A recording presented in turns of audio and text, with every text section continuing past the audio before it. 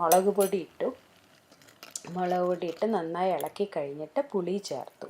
പുളി ചേർത്തിട്ട് ഇനി കുറച്ച് നേരം അടച്ചു വെക്കണം. അതിന് എന്താ വെച്ചാൽ ആ പുളി ഒന്ന് തിളച്ച് ആ വേവ് അതൊന്ന് വേവണം, അല്ലെങ്കിൽ പച്ചപ്പുളിയുടെ ഇത് വരും, സ്വാദ് വരും.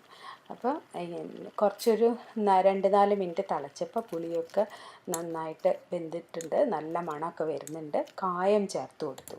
കായം ചേർത്ത് കഴിഞ്ഞിട്ട് ഒന്ന് തിളയ്ക്കാൻ വേണ്ടി വെച്ചു. അപ്പോഴേക്കും നമുക്ക് വറവിടാൻ നോക്കാം. വറവിടാൻ വെളിച്ചെണ്ണയിൽ കടുകിട്ടു. കടുകിട്ട് പൊട്ടിക്കഴിഞ്ഞിട്ട് ഉലുവ ചേർക്കാം. ഉലുവ ചേർത്ത് കഴിഞ്ഞിട്ട് അതൊരു ബ്രൗൺ കളറാവണം. ഉലുവ ഒരു ബ്രൗൺ കളറാവണ വരെ ഒന്ന് ഫ്ലെയിം വയ്ക്കാം. അത് കഴിഞ്ഞിട്ട് ഞാൻ സ്റ്റൗ ഓഫ് ചെയ്യും. കാരണം നല്ല ചൂടിൽ മുളകിട്ട് കഴിഞ്ഞാൽ അത് മുളക് കരിയും. അപ്പോൾ സ്റ്റൗ ഓഫ് ചെയ്ത് കഴിഞ്ഞ്